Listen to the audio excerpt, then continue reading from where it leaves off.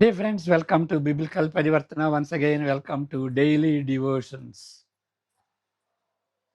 ఈ దినానికి సంబంధించినటువంటి వాక్య భాగం ప్రసంగి 3:1-15 వచనాలు.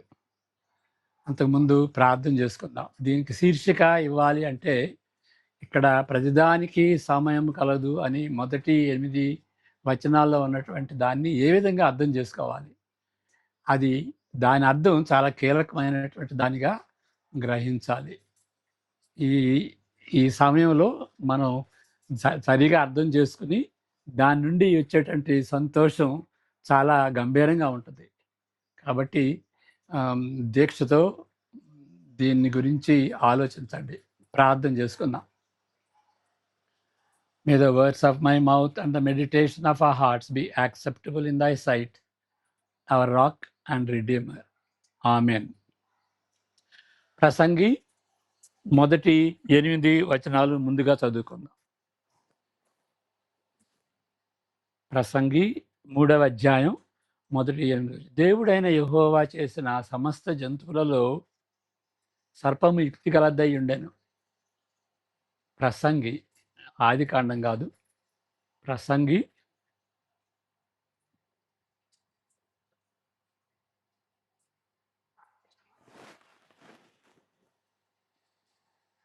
ప్రతిదానికి సమయం కలదు. ఆకాశం క్రింద ప్రతి ప్రయత్నమునకు సమయం కలదు. పుట్టుటకు, చచ్చుటకు, నాటుటకు, నాటబడిన దానిని పెరికివేయుటకు, చంపుటకు, బాగు చేయుటకు, పడగొట్టుటకు, కట్టుటకు, ఏడ్చుటకు, నవ్వుటకు, దుఃఖించుటకు, నాట్యమాడుటకు, రాళ్లను పారవేయుటకు, రాళ్లను కుప్పవేయుటకు, కౌగలించుట మానుటకు, వెదకుటకు, పోగొట్టుకొనుటకు, దాచుకొనుటకు, పారవేయుటకు, చంపుటకు, పుటకు, కట్టుటకు, మౌనముగా నుండుటను, మాటలాడుటకు, ప్రేమించుటకు, ద్వేషించుటకు, యుద్ధము చేయుటకు, సమాధాన పడుటకు సమయము కలదు అని మనం అర్థం చేసుకోవాలి. ఇక్కడ కొహలెత్తు, ప్రసంగి, కొహలెత్తు, బోధకుడు అని అంటాం కదా.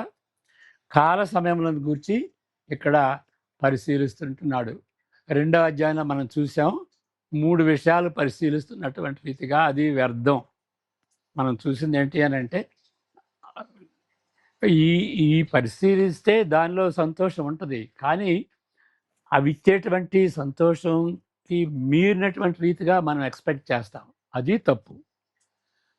ఏ దేవుడు మనం పనిచేసేటప్పుడు ఏ అన్వేషణలో అయినా కానీ, ఏ ప్రయాసంలో అయినా సరే మనం పనిచేసేటప్పుడు దాని ద్వారా దేవుడు మనకి సంతోషం ఇస్తాడు. ఆ సంతోషంతో మనం సంతృప్తి పడాలి. అంతేగాని ఇంకా ఎక్కువ పని చేస్తే మనకి ఇంకెక్కువ సంతోషం వస్తుందని దాన్ని వెంబడిస్తాం. అది తప్పు అన్నమాట.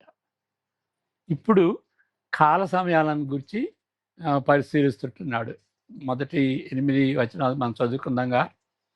విడిగా ఈ వచనాలని విడిగా సందర్భరహితంగా ఈ వచనాలని అర్థం చేసుకుంటే అనేక విధాలుగా వీటిని అర్థం చేసుకోవచ్చు. ప్రతిదానికి సాపేక్షంగా ఎంచబడుతున్నాం. సాపేక్షంగా అంటే రిలేటివైజింగ్ అంటే నీకు పనికి వస్తుంది, నువ్వు పెరుగుతావు, నేను ఓడదీస్తాను, అది నాకు పనికి వస్తుంది, అది నీకు పనికి వస్తుంది అని రిలేటివైజ్ చేయటం అన్నమాట. అంటే పెరగాల్సినప్పుడు పెరగాలి, నాటినప్పుడు నాటాలి అనేటువంటిది మనం అర్థం చేసుకోనకుండా నీకు అది పనికొస్తే అది నీకు మంచిది, నాకు అది పనికి రాదు, కాబట్టి నువ్వు చేయాల్సిన దాన్ని తప్పకుండా నేను చేయాలనేటువంటి దాన్ని నాకు అంటగట్టవద్దు అనేటువంటి దాన్ని ఏమంటారు అంటే సాపేక్షంగా అంటారు, రిలేటివైజింగ్ అంటారు. అంటే ఇది మంచిది, ఇది చేయాలి అనేటువంటి తీరులో కాకుండా అది నీకు మంచిది, ఇది నాకు మంచిది, కాబట్టి ఈ సమయంలో నువ్వు అది చేస్తున్నావు, కానీ అది నేను చేయనవసరం లేదు అనేటువంటి విధంగా తలంచటాన్ని దాన్ని రిలేటివైజింగ్ అని అంటారు. చంపుటకు, స్వస్థపరచుటకు, ప్రేమించుటకు, ద్వేషించుటకు ఇలాంటి వాటికి సమయము ఉంటుంది. కొందరి దృష్టిలో ఎటువంటి నైతిక భేదములు లేవని తలస్తారు. కాబట్టి అది నీకు మంచిది, నాకు మంచిది. అంతేగాని అది చేస్తే అదే మంచిది, ఇదే మంచిది అని అనటానికి వీల్లేదు. ఆ మోరల్ డైమెన్షన్ అనేది లేదు అని కొందరి అభిప్రాయం. ఇతరులు మరికొందరు ఏమంటారంటే సొంత సమయములను రూపొందించునని ఆశిస్తారు.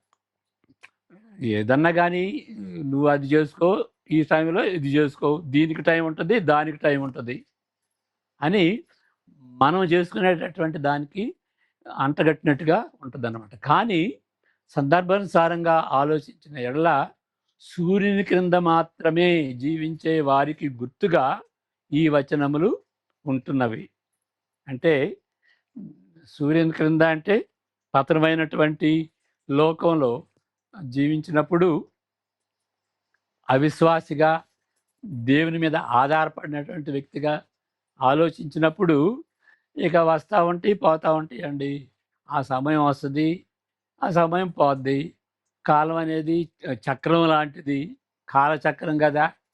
ఈ యుగం వస్తుంది, మరలా ఈ యుగం పోద్ది.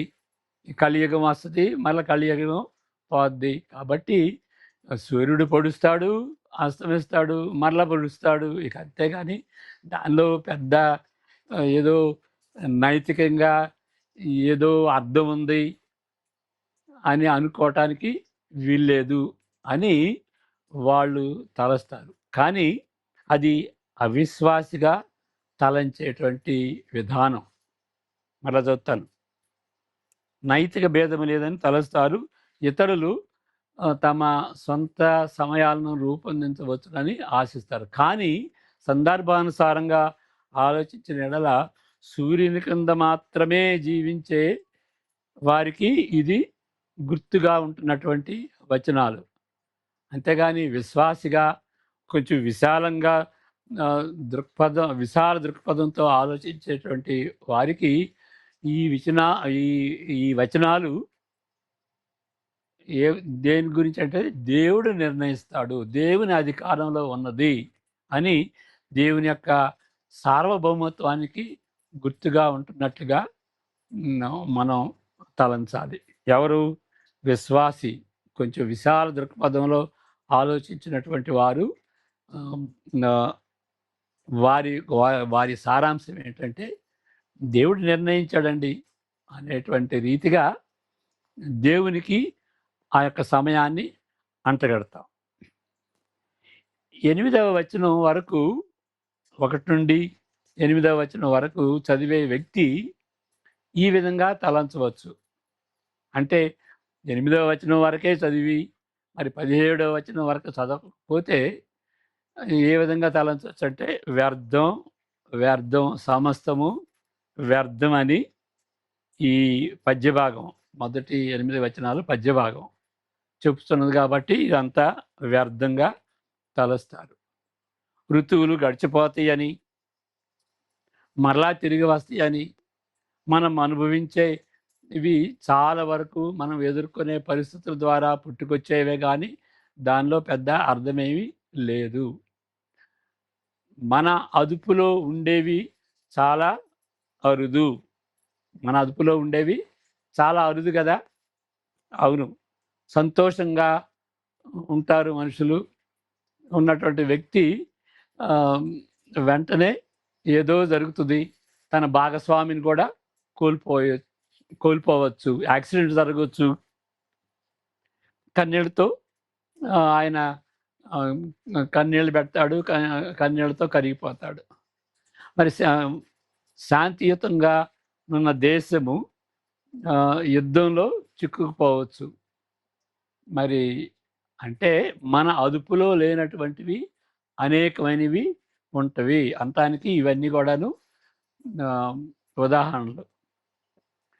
ప్రియమైన వ్యక్తిని కోల్పోయిన దుఃఖితురాలు తిరిగి వివాహమాడి పెళ్లిలో ఆహ్, సత్య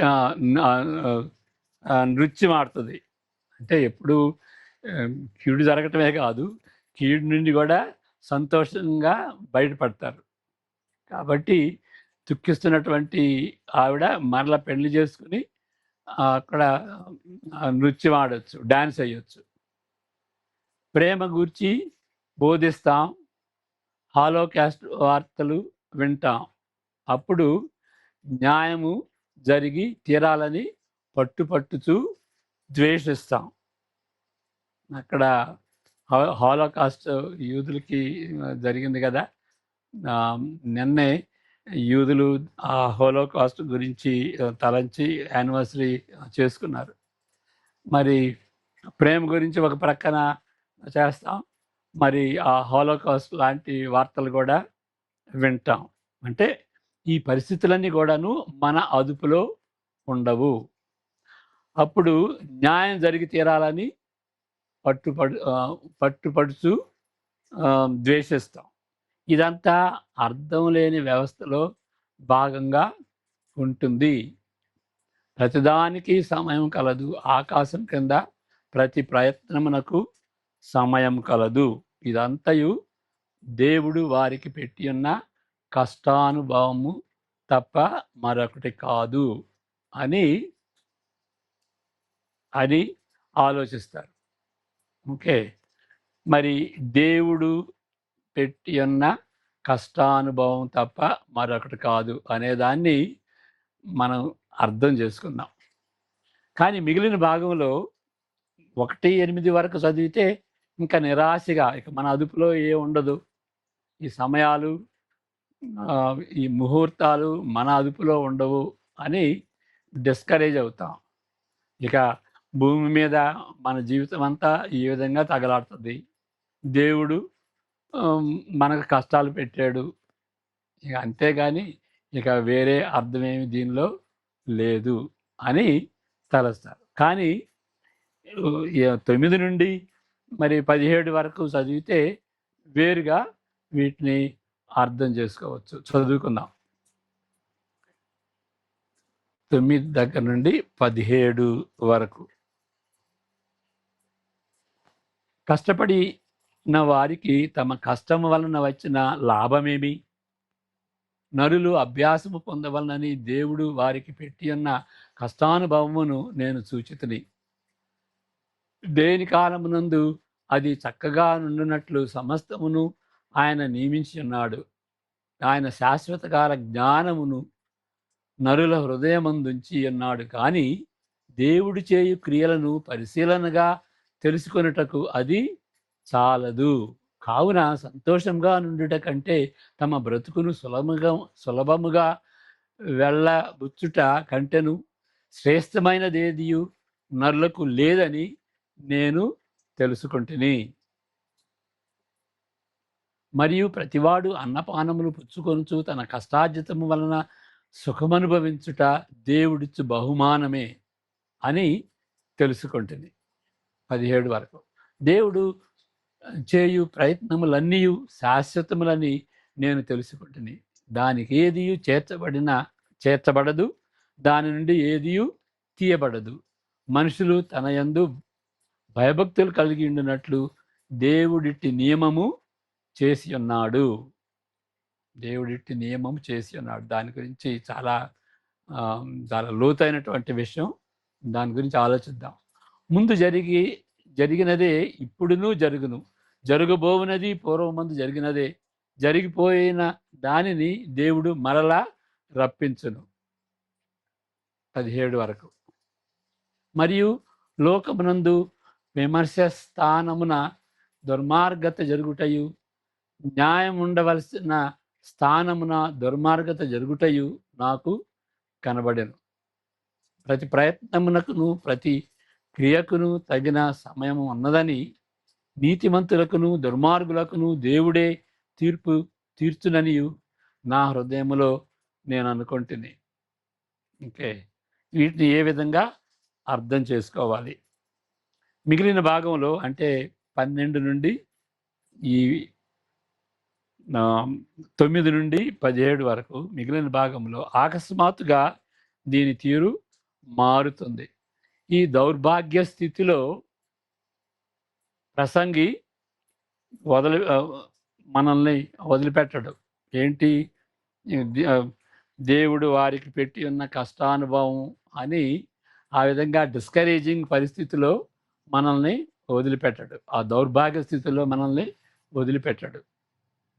ఏంటి దీని ఇంకా ప్రసంగం ఏం చెబుతున్నాడంటే, దీని కాలమందు అవి చక్కగా ఉండునట్లు సమస్తమును దేవుడు నియమించి ఉన్నాడు.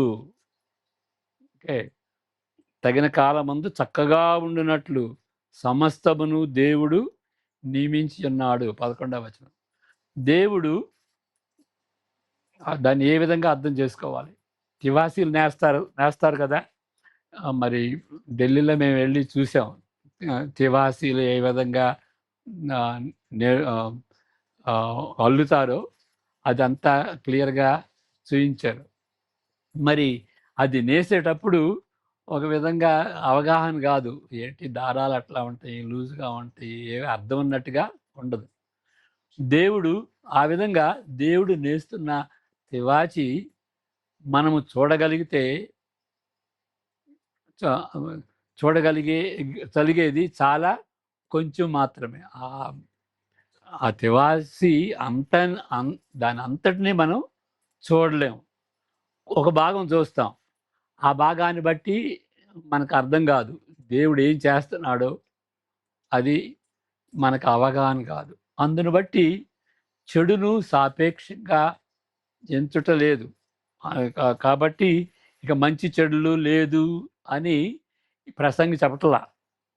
మంచి అనేది మంచిది, చెడు అనేది చెడుది. అంతేగాని మంచి చెడు అనేది లేదు, మంచి చెడు ఒకటే అని ఆ విధంగా ప్రసంగి మనకు చెప్పట్లేదు. ఈ విచ్ఛిన్నమైన ప్రపంచంలో మనము ఉంటున్నామని, మన పతనమైనటువంటి ప్రపంచంలో మనం ఉంటున్నాం. దేవుడు మనం సృజించినప్పుడు మొదటి 2 అధ్యాయాల్లో నిన్న కూడా చూసాం. 3వ అధ్యాయంలో తిరుగుబాటు చేశారు. ఈ విచ్ఛిన్నమైన అప్పటి నుండి ప్రపంచం, లోకం అంతా విచ్ఛిన్నంగా ఉంటుంది. ఈ విచ్ఛిన్నమైనటువంటి ప్రపంచంలో మనం ఉన్నామని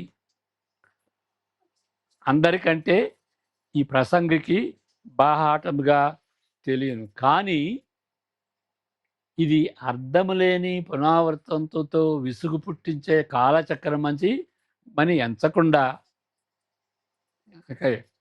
అంటే దేవుడు చేసింది అంతా అర్థం కాకపోవచ్చు. మరి మనం ఇలాంటి పతనమైనటువంటి ప్రపంచంలో ఉంటున్నామని ఆ ప్రసంగికి తెలుసు. కానీ ఈ లోకంలో జరిగేదానికి అర్థం లేదనేటువంటి రీతిగా ఆయన చెప్పట్లేదు. అదేదో కాలచక్రం గడిచిపోతూ ఉంటుంది, కాలాలు వస్తూ ఉంటాయి, పోతూ ఉంటాయి, ఏడ్పులు, సంతోషాలు, ఇక ఇవన్నీ మనం చదువుకున్నటువంటి రీతిగా వస్తూ ఉంటాయి, పోతూ ఉంటాయి, అర్థమేమి ఉండదు అని కాలాన్ని చక్రంగా ఆయన తలంచట్లేదు, ఆయన ఎంచట్లేదు. సూర్యుని క్రింద అర్థము లేని తీరులో ఆయన తలంచకుండా వేరే విధంగా ఆ ప్రసంగి తలస్తున్నాడు. ఏంటి అనంటే, దేవుని రూపకల్పము యొక్క ప్రతిబింబముగా చూడవచ్చును. దీన్ని ఏ విధంగా అర్థం చేసుకోవాలి అనంటే, దేవుడు చేస్తున్నటువంటి ఆ రూపకల్పం దాన్ని రిఫ్లెక్ట్ చేస్తుంది అని కూడా మరి ఈ కాలాన్ని బట్టి మనం అర్థం చేసుకోవచ్చు. దేవుడు నేస్తున్న తివాచి చిత్రమునకు అది అంతం ఉన్నట్లుగా భావించవచ్చు. మరి 11వ వచనం మరలా చదువుకుందాం. ప్రసంగి 3:11. దేని కాలమునందు అది చక్కగా ఉన్నట్లు సమస్తమును ఆయన నియమించి ఉన్నాడు. ఆయన నియమించాడు. ఆయన శాశ్వత కాల జ్ఞానమును నరుల హృదయమందుంచి ఉన్నాడు గాని దేవుడు చేయు క్రియలను పరిశీలనగా తెలుసుకొనుటకు ఆ యొక్క జ్ఞానం చాలదు. దేవుడు మన హృదయంలో నిత్యత్వం గురించి, మనుషులు నిత్యత్వంగా జీవిస్తారు, ఈ చనిపోయిన తర్వాత నిత్యత్వం అనేది ఉంటుంది అని అది మాత్రం తెలుసు. కానీ దేవుడు చేసేటువంటి ప్రతి ఒక్క కార్యం, ఆ దేవుడు నేస్తున్నటువంటి ఆ యొక్క తివాచిని అంతటిని చూడగలిగేటువంటి శక్తి మానవులకి ఉండదు. అది మనం చూసేది. కొన్నిసార్లు ఆయన రూపకల్పములోని అద్భుతమైన రంగులను చూడగలము కానీ మన కనుచూపు తక్కువగాను, మన విశ్వాసము అవమానకరంగాను ఉండుటను బట్టి అలాంటి దర్శనములను మనము చూచుట చాలా అరుదు అని మనం గ్రహించాలి. చాలా అరుదు. దేవుడు నేస్తున్నటువంటి ఆ కెలైడాస్కోపిక్ అంటే ఒక ట్యూబ్లో మనం చూసినప్పుడు దానిలో రంగురంగుల గ్లాసెస్ ఉంటాయి కదా, ఆ గాజులు ఉంటాయి కదా, మరి కొంచెం తిప్పినప్పుడు మరి ఆ రంగులు మారుతూ ఉంటాయి. చాలా విచిత్రమైనటువంటి, ఆకర్షణీయమైనటువంటి, అద్భుతమైనటువంటి రంగులు కనిపించేది. ఆ ట్యూబ్ని కెలైడాస్కోపిక్ అని అంటారు. ఆ దేవుని యొక్క ఆయన రూపకల్పాలు ఆ విధంగా రంగులతో అద్భుతంగా ఉంటాయి అన్నమాట. అది దేవునికి మహిమపరిచేటువంటి రీతిగా మనం చూడగలుగుతాం. కానీ ఆ విధంగా చూడటం చాలా అరుదుగా ఉంటుంది. ఓకే, ఎందువల్లంటే మన కనుచూపు చాలా తక్కువగా ఉంటుంది కాబట్టి మనం అంతగా దేవుని విశ్వసించం కాబట్టి అవమానకరంగా ఉండేటువంటి విశ్వాసం, దాన్ని బట్టి, ఎందుకంటే పతనమైనటువంటి లోకంలో మనం ఉన్నాం కాబట్టి దేవుని యొక్క ఆ అద్భుతమైనటువంటి ఆ తివాచి చిత్రాన్ని మనం చూడలేము. కాబట్టి అంత గజిబిజిగా ఉంటుంది, అర్థం లేనట్టుగా ఉంటుంది. కాబట్టి మనం దేవుడు చేస్తున్నటువంటి దాన్ని మనం కంప్లీట్గా చూడలేము. ఒకవేళ అప్పుడప్పుడు చూసినా కానీ అది చాలా అరుదుగా ఉంటుంది. కానీ దేవుడు శాశ్వత కాలమును నరుల హృదయమందుంచి ఉన్నాడు. నరుల్లో ఒక ఫీలింగ్ ఉంటుంది. ఎవరో అన్నట్లుగా, ఒక భక్తుడు అన్నట్టుగా, in every human heart there is a vacuum that can only be filled by God. ప్రతి మానవ హృదయంలో ఒక శూన్యం ఉంటుంది. ఆ శూన్యాన్ని దేవుడు ఒక్కడ మాత్రమే నింపగలడు. కాబట్టి మనుషుల హృదయాల్లో అలాంటి నిత్యత్వానికి సంబంధించినటువంటి శూన్యం ఉంటుంది. ఇక ఏ వస్తువులు కానీ, ఏ డబ్బు కానీ, ఏ తలాంతులు కానీ, ఆస్తిపాస్తులు కానీ, జ్ఞానం కానీ, చదువు కానీ, అది ఆ యొక్క శూన్యాన్ని నింపలేదు. దేవుడు అక్కడే నింపగలడు అన్నమాట. కాబట్టి మనం ఇక్కడ చెబుతుంది ఏంటంటే, ఆ శాశ్వత కాల జ్ఞానమును నరుల హృదయమందుంచున్నాడు కాబట్టి అది ప్రత్యేకత అన్నమాట. దేవుడు మానవుని చేసినప్పుడు ప్రత్యేకంగా చేశాడు. అంతేగాని కుక్కల వలె, చింపాంజీ వలె కాక, మానవుడైతే నిత్యత్వంలో మునిగి ఉన్నాడు అని మనకు తెలుసు. నిత్యత్వం అనేది ఉన్నది అని మనుషులకు తెలుసు. మనం చూడగలిగిన దానికంటే ఎక్కువగా దేవుని నమూనాను చూడవలనని ఆశిస్తాం. మరి భవిష్యత్తు ఎట్లా ఉంటుంది అని తెలుసుకోవాలని ఆశిస్తాం కదా. తెలియనటువంటి వాటిని తెలుసుకోవాలని ఆశ ఉంటుంది కదా. అది దేని వలన? దేవుడు మన హృదయంలో శాశ్వతమైనటువంటి జ్ఞానాన్ని ఉంచాడు కాబట్టి తెలుసుకోవాలి, భవిష్యత్తుని తెలుసుకోవాలి అని ఆ ఇంక్విజిటివ్ మైండ్ మనకు ఉంటుందన్నమాట. కానీ ఆది నుండి అంతం వరకు దేవుడు చేయు క్రియలను పరిశీలనగా తెలుసుకొనుటకు అది చాలదు. ఇంతలో దేవుడు చేయు పనులన్నీ శాశ్వతములని గ్రహించుటకు ప్రతివాడు అన్నపానములు పుచ్చుకొనుచు తన కష్టార్జితము వలన సుఖమనుభవించుట దేవుడిచ్చు బహుమానమే. మరి ఇప్పుడు ఏం చేయాలి? అంత పూర్తిగా తెలియదు, దేవుడు చేసేది పూర్తిగా తెలియదు.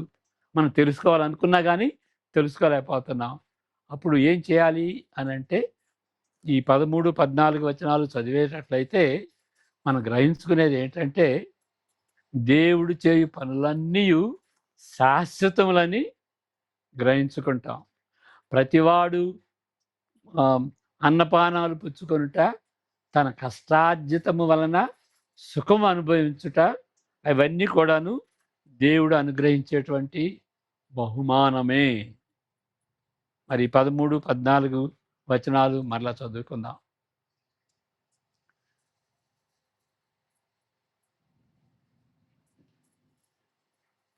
మరియు ప్రతివాడు అన్నపానములు పుచ్చుకొనుచు తన కష్టార్జితము వలన సుఖమనుభవించుట దేవుడిచ్చు బహుమానమే అని తెలుసుకుంటుని.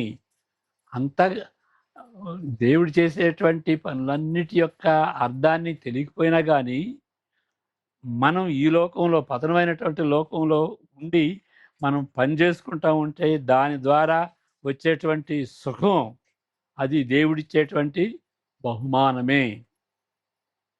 దేవుడు చేయి పనులన్నీ శాశ్వతములని నేను తెలుసుకుంటుని. దానికి ఏదియు చేర్చబడదు, దాని నుండి ఏదియు తీయబడదు. మనుషులు తన యందు భయభక్తులు కలిగి ఉండినట్లు దేవుడిట్టి నియమము చేసి ఉన్నాడు. నిత్యత్వం గురించినటువంటి కార్యాలు ఆయన చేస్తాడని తెలుసుకున్నాడు. అర్థము లేని రీతిలో నిరాశపరిచే కాలచక్రముగా అవిశ్వాసి ఎంచిన ఎడల, ఇంకే ఇది చాలా ముఖ్యమైనటువంటి మాట. అర్థం లేదయ్యా, దీనిలో అర్థమేమి లేదు, కాలచక్రం గడిచిపోతూ ఉంటుంది, పుడటం గెట్టడం, సూర్యుడు పొడటం అస్తమించటం, ఇక ఎన్ని రోజు జరిగేదే, దానిలో పెద్ద మనం చెప్పేది ఏముంది, దానిలో ఏం అర్థం ఉంది అని ఆ విధంగా తలంచేవాడు అవిశ్వాసి. అవిశ్వాసి ఆ విధంగా తలస్తే మరి విశ్వాస సంగతి ఏంటి? అదే కాలచక్రం, అదే ఆ సీజన్స్ని బట్టే విశ్వాసి మాత్రం ఏమని తలుస్తాడంటే దేవుని ఆరాధించే రీతిగా నమ్మకంగా జీవించటను ప్రోత్సహించేదిగా ఉంటుంది. అంటే దానిలో అర్థం అన్నది. ఎందుకంటే కాలం అనేది ఒక చక్రంగా ఉండదు. బైబిల్లో కాలం అనేది చక్రంగా ఉండదు, కానీ లైన్ లాగా ఉంటుంది, లీనియర్ అంటారు. దానికి ఆది అనేది ఉంటుంది, అంతము అనేది ఉంటుంది. కాబట్టి ఈ అంతం ఉన్నది, తర్వాత నిత్యత్వం ఉంటుంది అనే దృష్టిలో మనం ఇప్పుడు సంతోషంగా జీవిస్తాము. అది ఆ లాస్ట్ చివరిలో చెప్పినటువంటి మాట యొక్క అర్థం. మరలా చదువుతాను. అర్థము లేని రీతిలో నిరాశపరిచే కాలక్రమముగా అవిశ్వాసి ఎంచిన ఎడల అదే కాలచక్రం, అంటే రిపిటేషన్. విశ్వాసి మాత్రం దాన్ని బట్టి దేవుని ఆరాధించే రీతిగా ఆయన కొరకు నమ్మకంగా జీవించుటను ప్రోత్సహించేదిగా ఉంటున్నట్లుగా విశ్వాసి గ్రహిస్తాడు. కాబట్టి ఏదో ఆటోమేటిక్గా జరుగుతుంది అని అనుకోడు. దేవుడు ఆ విధంగా చేస్తున్నాడు. చేసేదానిలో మనం పూర్తిగా గ్రహించకపోయినా కానీ దానిలో అర్థం ఉంది. దేవుడు ఆ, ఆ, తివాసిని అల్లుతున్నాడు మన జీవితంలో కూడాను.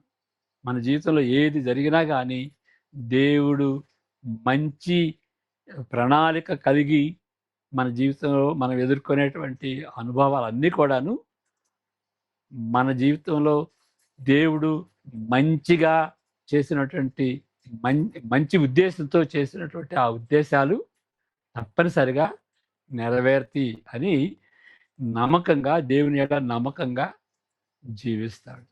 ఎంత ఎంత దీనిలో ఎంత విశ్వాసం ఉన్నది. కాబట్టి ఆ విధంగా ఇక్కడ ఈ ప్రసంగి ఆ విధంగా తలుస్తాడు. కాబట్టి విశ్వాసికి ఉన్నటువంటి భేదాన్ని గమనించాలి. అయితే మనం అవిశ్వాసిగా ఆలోచిస్తుంటున్నామా, విశ్వాసిగా తలస్తుంటున్నామా? అవిశ్వాసిగా ఆలోచిస్తే ఈ జీవితం అంతా కూడాను వ్యర్థంగా కనిపిస్తుంది. విశ్వాసి అంటే ప్రతి దానిలో ప్రతి విషయంలో దేవుని యొక్క హస్తం ఉన్నది అని గ్రహించుకుని మరి నమ్మకంగా ఆయన కోసం జీవిస్తాం. ప్రార్థన చేసుకుందాం. యెహోవా నిన్ను ఆశీర్వదించి కాపాడును కాక, తన ముఖ కాంతిని నీపై ప్రకాశింపచేసి నిన్ను కరుణించును గాక. ఆయన ముఖ కాంతిని నీపై ఉదయింపజేసి నీకు సమాధానము కలుగజేయను గాక. ఆమేన్. God bless you.